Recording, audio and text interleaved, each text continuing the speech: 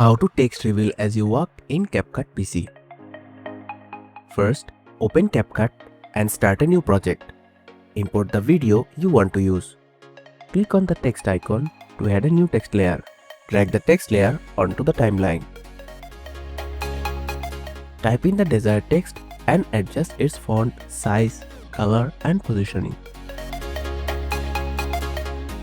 Now select the layer, right click and choose Create Compound Kit. After that, go to the Mask tab and select Split as the mask type.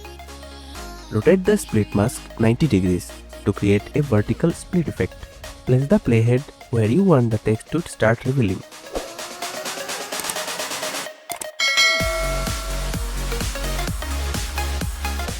Select the keyframe at the beginning of mask settings.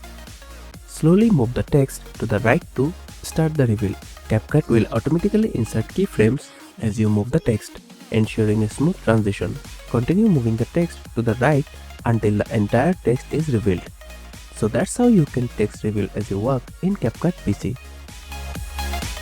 Thanks for watching.